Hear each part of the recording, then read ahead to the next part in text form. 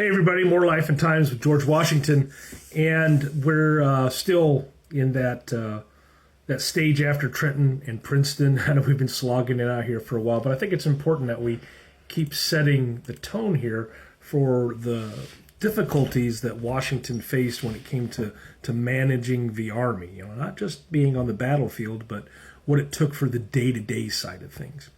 And for Washington, keeping the Continental Army alive came with a price. And I said in the last video that civilians were largely responsible for paying the bulk of it. Because as the Army moved through New Jersey and into Pennsylvania, soldiers needed food and firework and horses and shelter. And oftentimes these supplies were requisitioned, they were taken. And sometimes with payment that was promised, and sometimes receipts were given, and sometimes with nothing at all. Now, Washington knew what this did to public support for the cause, and he warned officers repeatedly that unchecked foraging would turn citizens against the cause. In one letter, Washington wrote, well, he admitted that the danger, in a very plain tone, and that was that the Army risked becoming more terrible than the enemy, but especially if discipline failed. But he also faced a reality, and that if supplies didn't arrive from Congress, the Army, it still had to eat. And this put Washington in an impossible position. You had to protect civilians, and you had to risk starving the Army. And if you feed the Army, you risk losing civilian trust.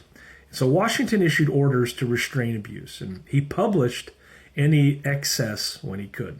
He reminded officers that popular support was not guaranteed among the populace. But still, the resentment grew. Farmers began hiding their surplus and their goods. Towns began to close themselves to the ranks of soldiers coming through. Neutral citizens, those who were kind of fence sitters, were growing hostile toward the cause.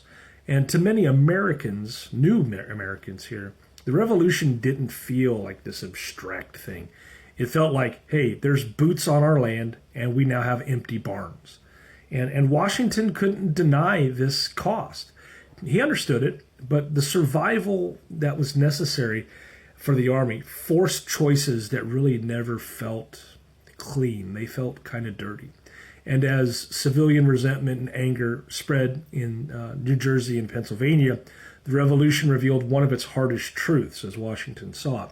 And that was even a war for independence could demand sacrifices from people who never asked to be part of that independence movement.